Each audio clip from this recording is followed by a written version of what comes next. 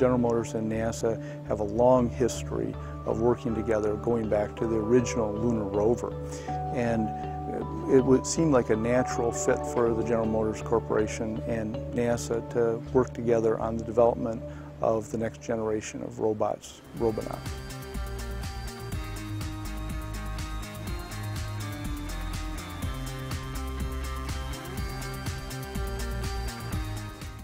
The current Robonaut was developed as a result of a partnership between the NASA Johnson Space Center and General Motors. So General Motors sent down a team of engineers to work side by side with the NASA engineers, developing and assembling, designing and building the current model of Robonaut R2. Starting with R1, we went after both the hands and arms. They give you a workspace and the dexterity that's very similar to a human. When we went to R2, we increased that. We increased the speed at which we could perform tasks, and we increased the level of dexterity so that we can even perform more tasks than the original R1 can. From General Motors' perspective, we want to be able to automate tasks that are very repetitious, dull, or ergonomically challenging for our operators. And those requirements are very similar to some of the tasks that NASA would like to be able to automate to help an astronaut.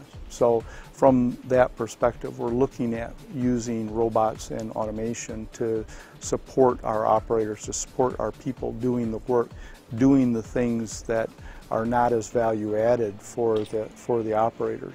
The goal here is that there are many tasks that can be more efficiently offloaded to robots. For example, in space. When astronauts perform tasks, there's a lot of setup before the task is actually started and a lot of tear down after the task is done, particularly on space stations, setting up the tools, setting up a variety of equipment.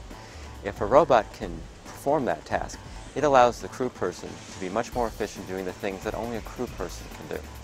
Partnership between NASA and GM has resulted in benefits that we hadn't predicted when we first started together. Both sides are looking for as dexterous and as efficient a robotic system as possible.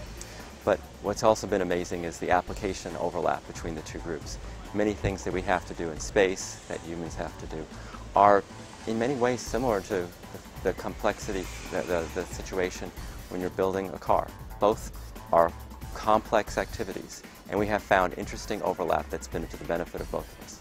For General Motors, it's all about safer vehicles and safer plants.